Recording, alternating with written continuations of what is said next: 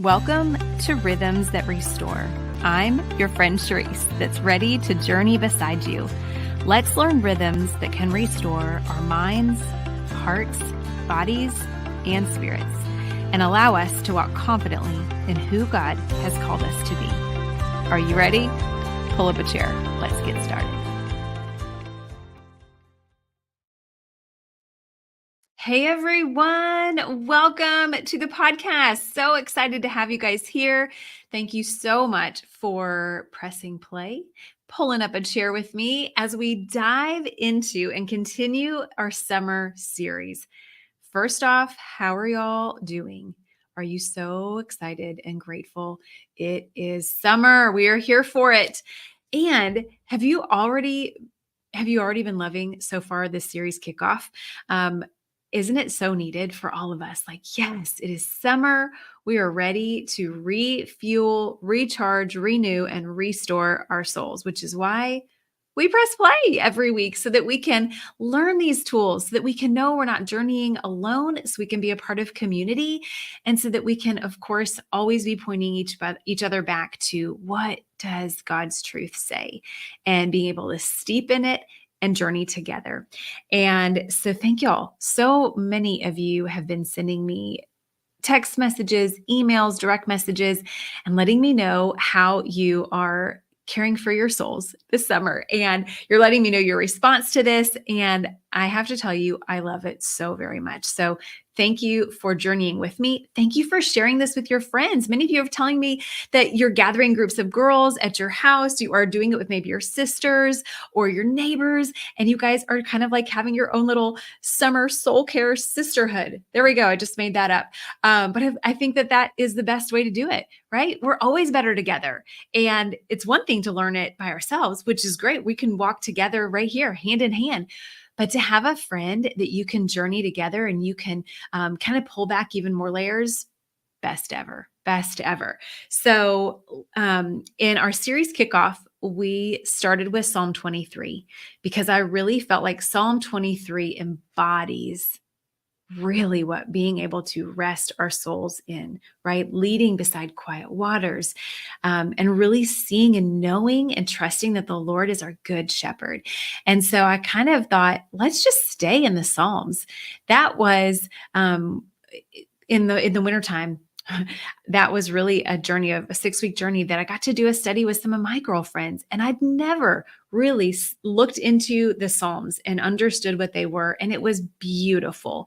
And so I think just as it was important then, it is important now for us to kind of take a moment and just to really settle and steep in the Psalms. But as we always do, because again, I know we are multitaskers as women, so I'm pretty sure y'all are doing something while you're listening. And so I always just want us to have that transition point where we can go from whatever we're doing, whatever came before, whatever is going to come after. I just want us to just take a moment. Let's just pause and let's take a deep breath, okay?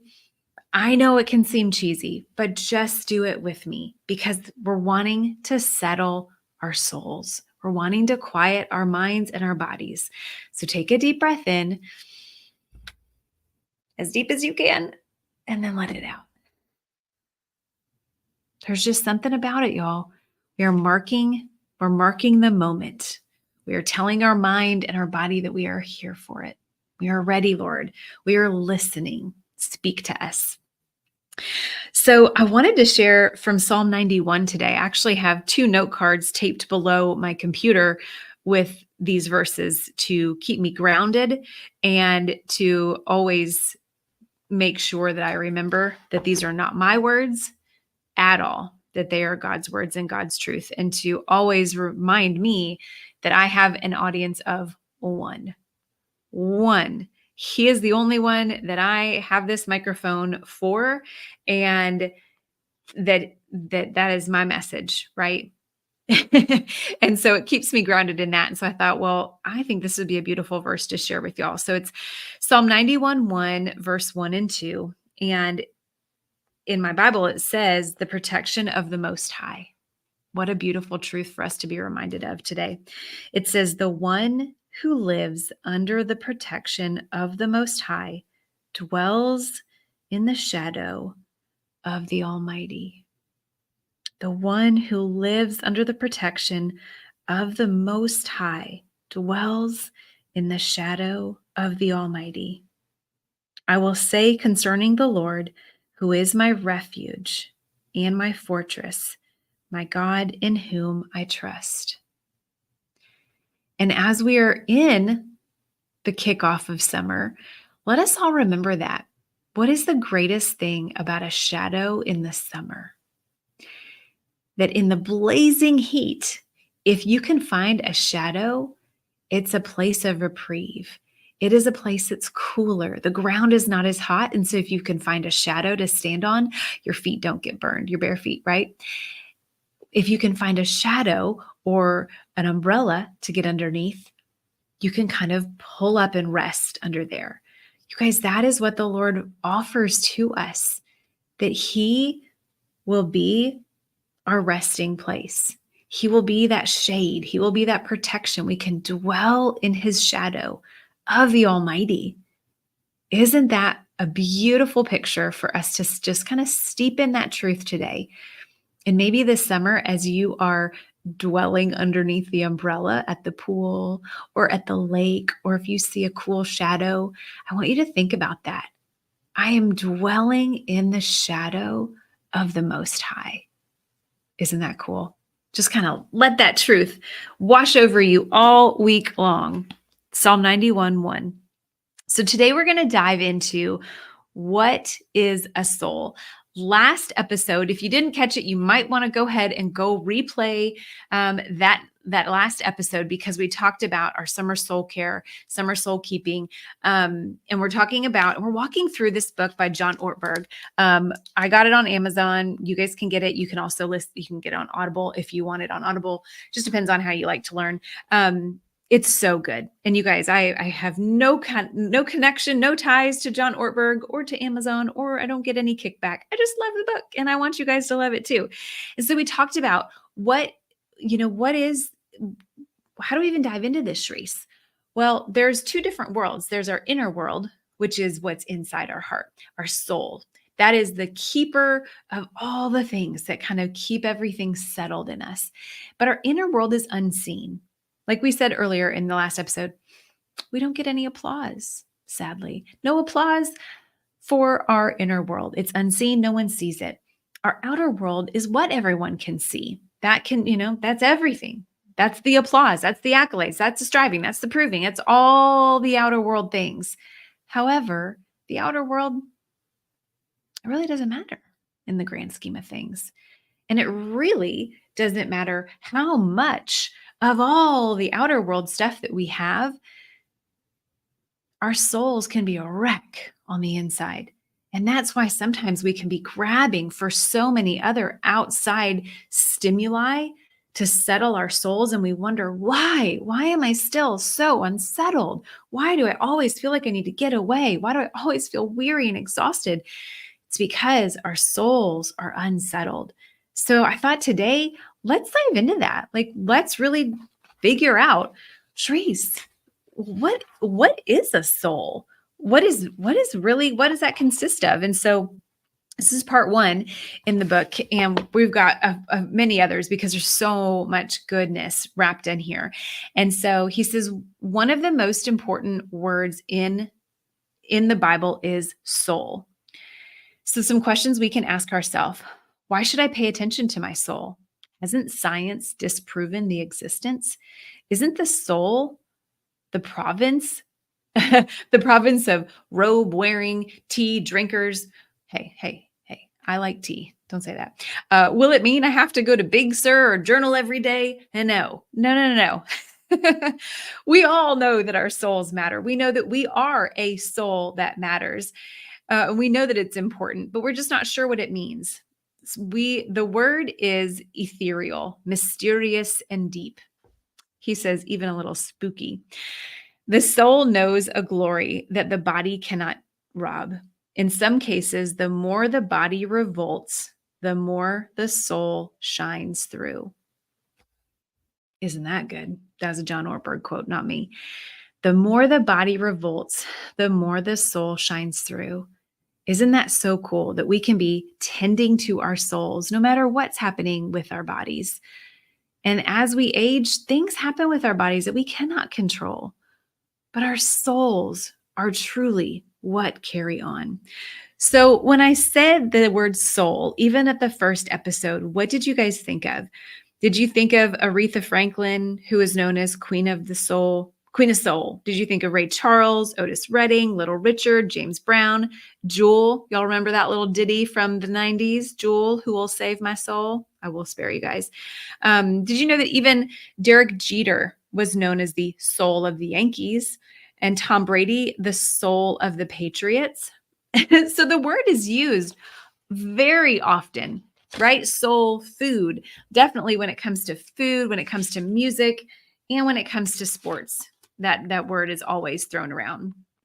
But really, y'all, those are just metaphors, but they point us to the notion of the soul as that which holds a larger entity. We know that. We know that it's important. So when we speak of love, we speak of the soul. Churches are supposed to know about souls, right? Have you ever heard the song, Bless the Lord, O my soul? The universal distress signal, right? SOS, SOS. We might all have said that in May a lot. Ah, SOS, I'm waving a white flag, which means save our souls, SOS. So what is it? What is it, Cherisse? Okay. So John Ortberg goes on to explain, and truly this book is Dallas Willard is going to be mentoring us and John Ortberg in it. Dallas had an inner life that seemed at peace with the life everyone wanted. Have you guys ever known friends that they're just always at peace? Nothing rattles them. They are calm, smooth sailing. That is a soul at rest. I want to know that kind of life. I want to have that constant inner world that is at peace. He says, this tiny, fragile, vulnerable, precious thing about you is the most important. We each have an outer life and an inner one. My outer self is the public, visible me. My accomplishments, work, reputation, all lie there. My inner life is my secret thoughts and hopes, and my wishes live there. Because our inner life is invisible, it is easy to neglect. It wins no applause, and it wins no accolades, and it wins no fame. I kind of liken it to think of everybody. I'm going to say this, everybody. Everybody's got to have a junk drawer. Everyone have a junk drawer somewhere in your house. It doesn't matter. When you're picking up really quickly, it all goes in the junk drawer and we shove it in and we close it up. Ooh, I don't want to deal with it. I don't want to deal with it. And I think a lot of times I jokingly say, push it down, push it down, push it down.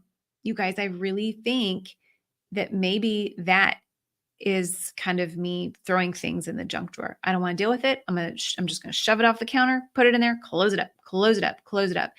And so many years of shoving it down, pushing it in that junk drawer, it's like that beautiful picture of the stream that I shared in the episode previously. When we are putting things in that drawer or shoving sticks and mud and things, we're cluttering up the stream or cluttering up the drawer, and it's not being able to flow beautifully and freely. And so we want to ask ourselves, how can I have a private self that is flourishing no matter what my public self is doing? I'm going to say that again.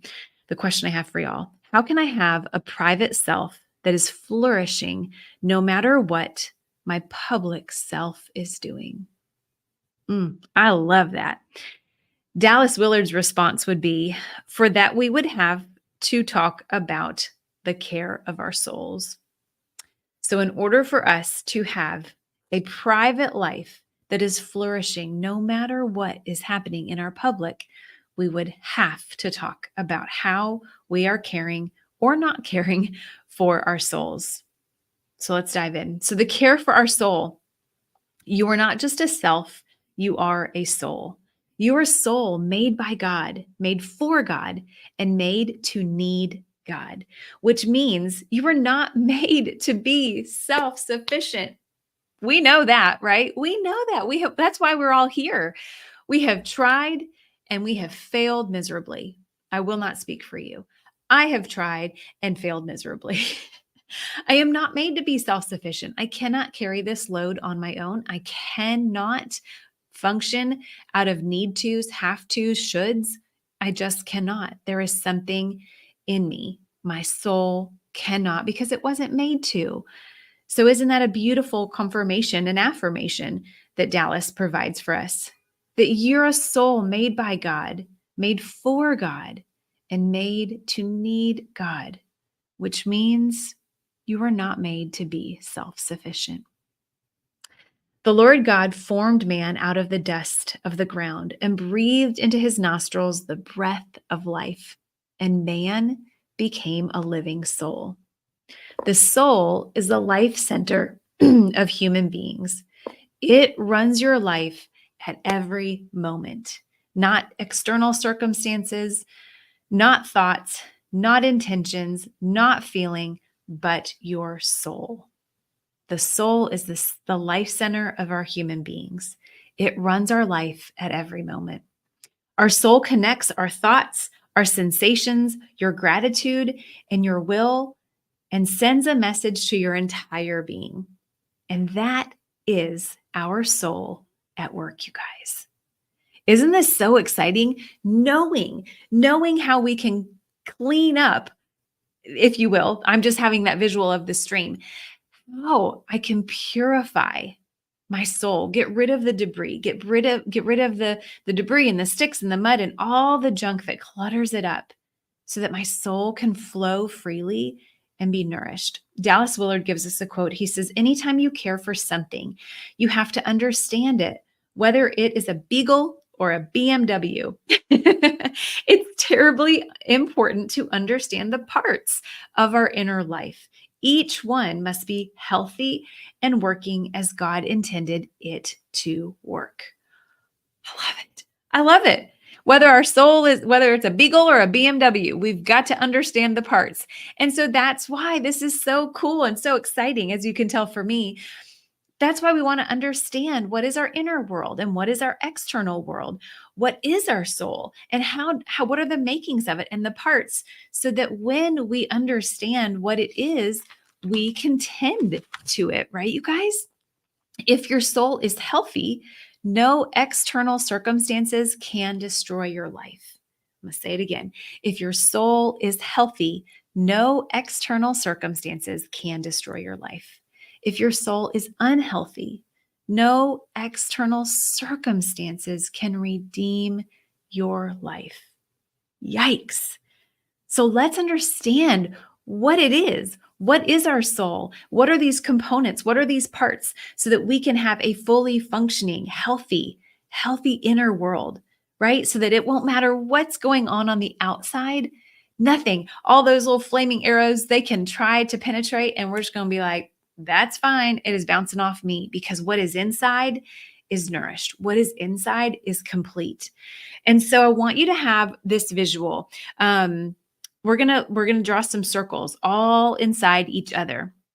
Let me see if you want to check this out on YouTube. Feel free to check it out. So we are drawing like 4 circles: a big one, a smaller one, a smaller one, a smaller one. And that is what, just so you can, if you're like me, I'm a visual. Show me. What exactly is our soul? So we're going to start it out with the very smallest circle on the inside is your will. Your human will is the smallest little part inside there. Because don't we all talk about that? Like, where there's a will, there's a way. We talk about the human will. Your human will is your capacity to choose. Your capacity to say yes and to say no, which we talk about and we will talk about in many episodes, speaking of boundaries. But your capacity to choose, to say yes or to no, it makes you a person, not a thing. That's when Jesus created us. He created us as human beings with a human will, with the power to choose. Isn't that great? It's good at making simple and large commitments, but it's bad at overriding habits and patterns, which we will also talk about in some more episodes to come, habits and patterns that are deeply rooted. Have you ever thought about that, like story of your willpower? Like, okay, Cherisse, mind over matter. I'm going to use my will. I'm going to do it, right? You're like, I got it. I'm not going to eat sugar. I'm not going to eat this entire bag of Oreos.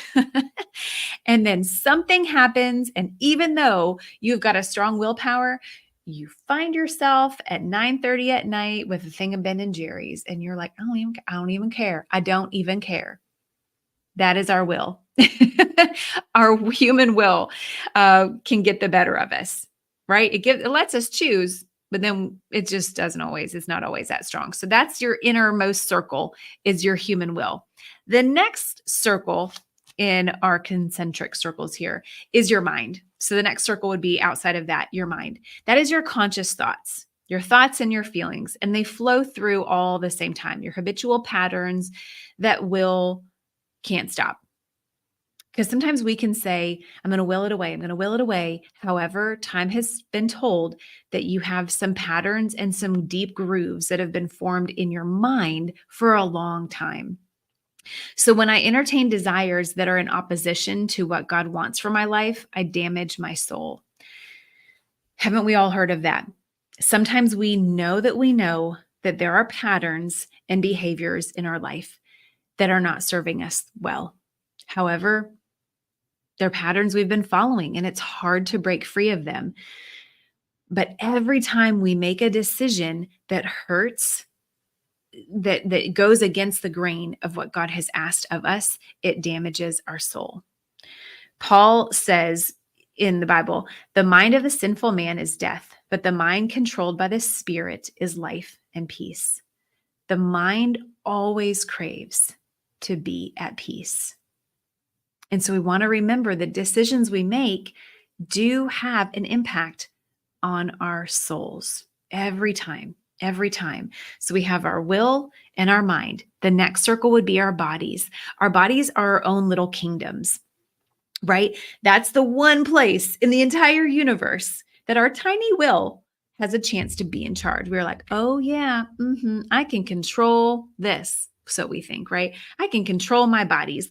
We can control, like, imagine that you had your willpower and your mind, but you had no body. Your willpower and your mind, but you had no bodies. Our bodies are like little power packs with all kinds of different appetites and habits that they have. And the behaviors, our bodies help us to like tie our shoes, drive a car. We don't even have to think about it because our mind and our will kind of take over and our bodies just carry it out. But they're not the whole thing. We are not just the stuff our body is made of. We're not just bone and skin. We're not just our mind and we're not just our will. It's everything together. And that is why if we take our will, right? We've got that first, the human will. We take our mind, then we take our bodies. And then the biggest circle on the outside is our soul. The soul is the capacity to integrate all the parts into a single whole life. All of those components are what make you your own individual soul. It is something like a program that runs on the computer. You don't notice anything unless it goes wrong, right? Especially with your computer, you're like, ooh, all things are a go until there's a bug. And then you're like, I got to throw this computer out. I got to get a new one. Same thing happens with our soul, you guys. All those little components add up and encompass it in the soul. Dallas Willard says, the soul seeks harmony, connection, and integration. That's why integrity is such a deep soul word. Integrity. It embodies and encompasses all of that. The soul seeks to connect with us and with other people. The soul seeks to connect with creation and with God himself, who made us to be rooted in him the way a tree is rooted by a life-giving stream. Just like in Psalm 1, where it says we are like trees planted by streams of living water that yields fruit in season. Isn't that good? That's why that verse, it resonates with us because we're like, yes, yes. It is the deepest part of you. It is your whole person. Your soul is what integrates your will, your intentions, your mind, your thoughts, feelings, values, and conscience. Your body, your face, your body language, and your action. It all is embodied together.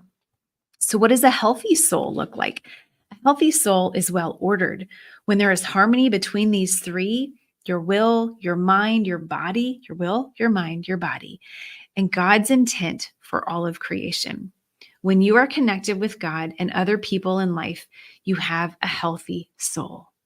Think of, just keep having that visual of that flowing stream that has that keeper of the soul.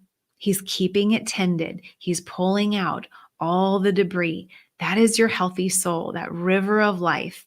The unhealthy soul, according to Dallas, is one that experiences disintegration.